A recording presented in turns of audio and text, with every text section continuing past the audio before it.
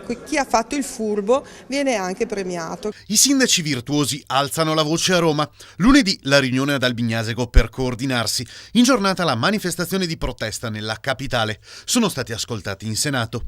Da veneziano c'era Maddalena Gottardo, primo cittadino di Dolo. Ci sembra proprio di essere inascoltati, nel senso che noi siamo i cosiddetti sindaci virtuosi in questo momento, che hanno fatto i salti mortali per quadrare i bilanci, non aumentando le tasse, o meglio facendo delle scelte anche pesanti nei confronti dei nostri cittadini, perché io personalmente sono stata costretta a ritoccare l'aliquota IRPEF e a togliere tutta una quantità di servizi per andare adesso a riempire i buchi di chi ha fatto il furbetto, e questo non ci sta bene. I primi cittadini non se la prendono solo con il governo, ma anche con l'ANCI. Non siamo equamente rappresentati in ANCI.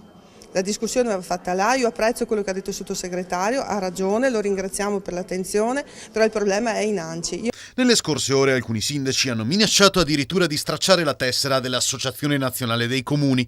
Da Venezia a questa proposta ribatte Giorgio Orsoni. C'è qualcuno tra i sindaci anche del veneziano e dei piccoli comuni che sostiene che l'ANCI ormai rappresenta solo i grandi comuni, le grandi città, e propongono addirittura o pensano di stracciare la tessera. Cosa ne pensi? Questo mi sembra del tutto ingiustificato, non capisco perché, anche perché l'ANCI proprio in questa occasione dell'IMU ha preso le difese non solo dei piccoli, dei grandi, ma anche dei piccoli comuni. Il problema dell'aumento delle aliquote è un problema che coinvolge assolutamente tutti.